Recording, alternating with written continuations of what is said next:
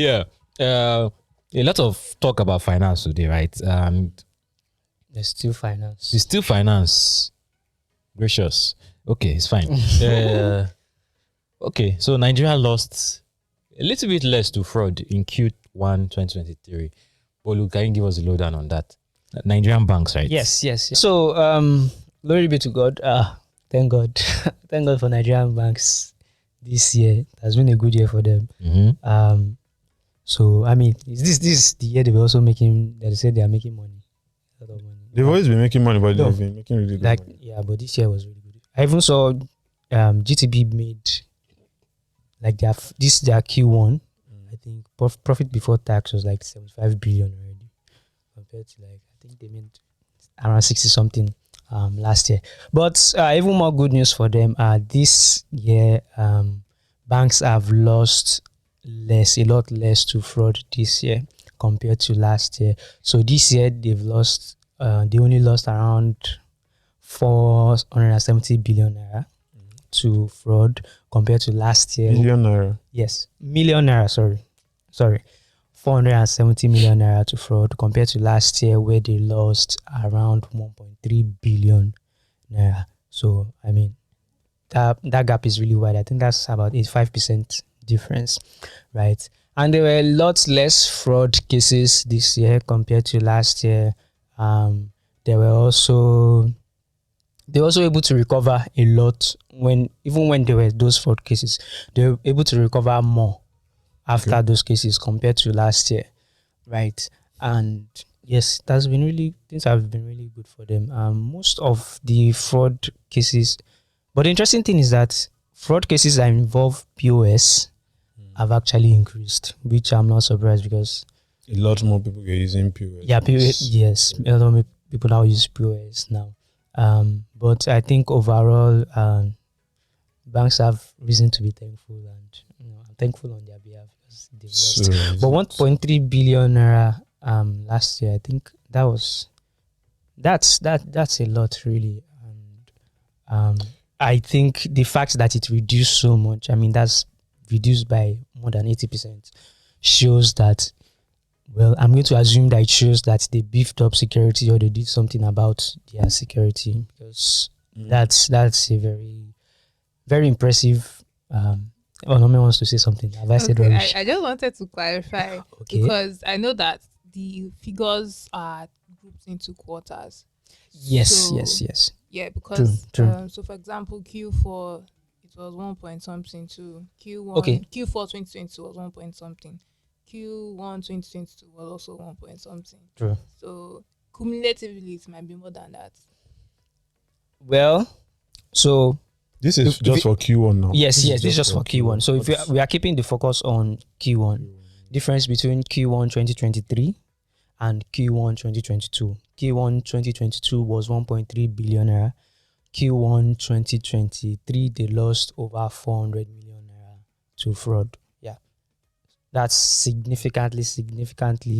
Yeah, it's really less than what they did. So I'm wondering what could be this increased security on their platforms, possibly, or is it just that their customers don't have a lot of money? Or so, I mean, I don't know which. You said 3 billion, right? In Q4. No. Q4 2022. No, Q1 2022 was 1.3 billion.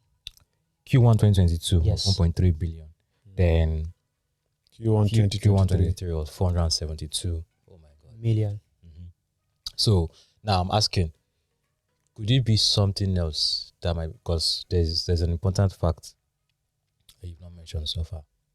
Staff involvement in fraud cases increased by 87%. So that's still an issue.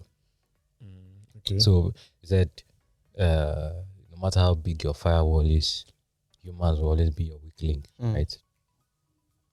And that is well-meaning humans. They could be your weak link. Now, what about those who are actively trying to defraud you or trying to defraud your customers? So imagine how. So yeah, maybe they have big security. So outside incursions has reduced. But what it's telling me is internally banks are having to deal with a lot of fraud. Because based on what the data has said, right? So it's 7% increase in staff involvement.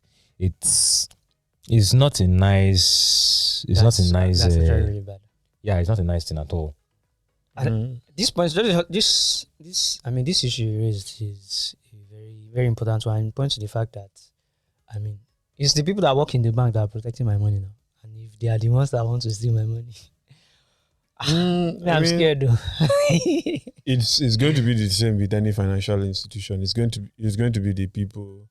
Of course, outsiders, yes, it's to hack, but people inside can also do that. But if it increased 87%, is it over Q1 2022? And I think it's quarter on quarter, I guess. That's significant. So I need to, because that increase is so high, it's making me even doubt his stats. It's too high. So if it's that high, cost of living has also gone up. Say cost of living. Yeah. And they never increase salary. And some have. So could it also be one of the reasons? So the actual figures, because if you are saying percentage, it seems really high.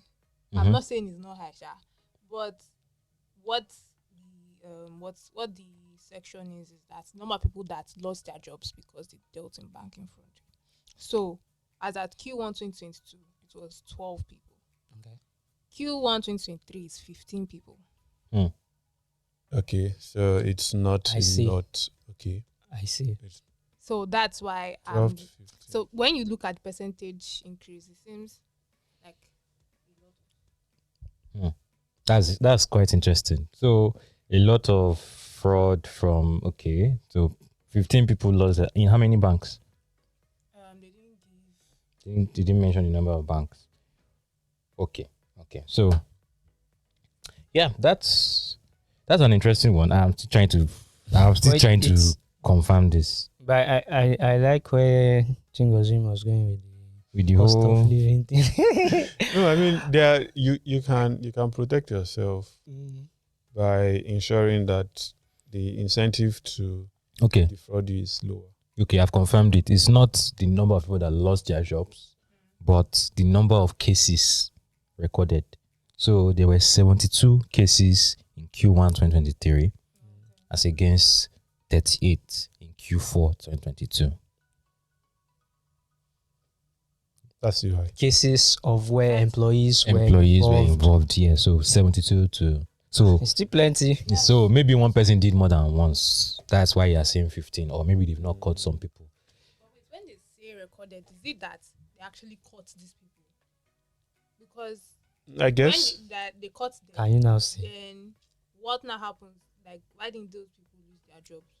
Maybe one person did more than once then. That's it. Then and these are the people they caught too. Yeah. These figures are exactly people that will have gotten away with 124 unspecified cases and 6 collusion cases. So I'm just thinking about all those cases on Twitter. And I'm like, it's probably one of those cases. I don't know if you remember a particular lady that lost I think 4 million naira. She was on Twitter like every day, like begging. Yeah. From bank. She wanted to use it for school fees, right, or something. I can't remember what she wanted to use it for, but she had been saving that money for some time. And there was actually I have a personal case, like a friend of mine who lost. That was about 300,000 naira. I mean, in this economy. 300,000 naira. Yeah, that person has been asking for 100K from Union Bank for the past how many weeks now. Someone else has been asking for how much from GT. They are just and the thing is that those cases are just because the one that happened with my friend was someone was able to. It's like the person doesn't have internet banking, and then someone was like able to create an internet banking profile. Interesting. I don't know if you understand. Yes, so it's just like the bank was like, you did it. You sent the money. There's really nothing we can do. And is it like someone that knows him? Or What? So It's- that's some of his So business. it really looks like an inside job. It's Yeah. funny. That's how they told me when I went to the bank. Anytime I dial my USSD code, I'm only seeing 2 accounts. I'm like, who get this other one? They said, "Na me open them." I say, Man, how? it's probably something they did themselves. I Like, actually it's- remember receiving a text message from a bank that I've never entered in my life saying that I just opened a new account. And I was like, Are we Yeah. playing here? what's It happens. I mean, it also goes to show how careful we need to be with things like this. I think we've had discussions about this, about how Nigerians don't really take those things seriously. We don't Next take time you see privacy challenge on seriously. Twitter, don't put up your son. Yeah, your mother's yes, middle name. Yeah. and yes. When Stop you putting see all these those things on things Twitter, out. say a new challenge. Post your Comment mother's name. your They are I can comment the month where you were born. even Already, you've told me you're 26. Now come and tell me that okay, I was born in June or July or whatever.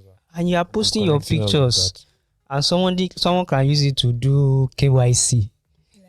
And you don't know if they already have, if it's just that your picture that's remaining for them to remember your money.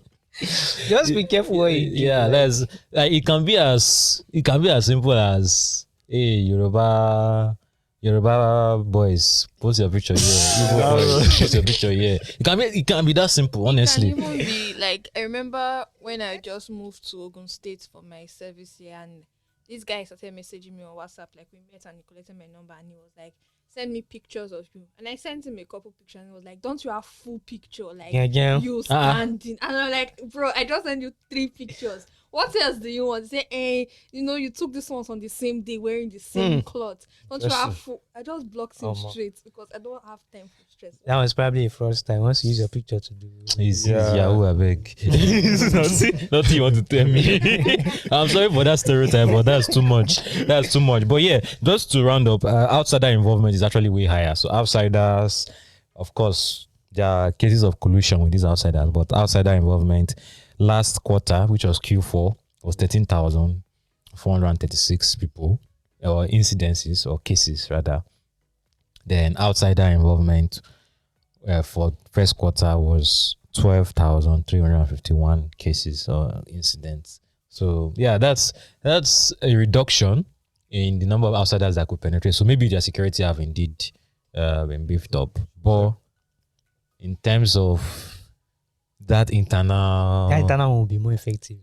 It might be lower, but it's it might be more effective. Of course, because we've heard stories of that one on the mess case. That is it's common. So it's not just limited to Nigeria. I can't remember the name of the bank, but a really large bank in the US had issues where staff were creating accounts for people. I think about 2 million accounts were created, and this was because you have to meet a quota of accounts created and all of that. So employees did a lot of that.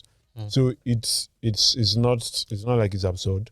It's something that happens, but it's a case of the incentives that you're giving them. People will always be people. Like Emmanuel said, they are your weak link, no matter how secure you are. And if you make it easy for me to steal, you can't always bank on the goodness of people's hearts. That's just the truth. I mean, there are some. Okay, let me not give anybody ideas, but there are smarter ways to steal than fraud. If you want to steal, Yeah. like think well, think. But how many are going to give you these huge amounts of money? Especially if you can get away with it. So There needs to be consequences for all this Emmanuel, bad behavior. we'll talk after. What? this. I'm not talking anything. I'm not saying anything. I don't know anything. But really, there should be consequences for it. I don't know. I heard someone say that some banks take new employees, their graduate trainees to Kirikiri. Like, bro, that could be your fate if you do anyhow. That's actually a nice deterrent. They should probably start taking them to. So if you grew up in the East, there was a time when the Okija Shrine was a thing. Take them to your whatever that you believe in. make them swear. All right. So still in finance. KYC. I'm not swearing, please. Oh, that is KYC.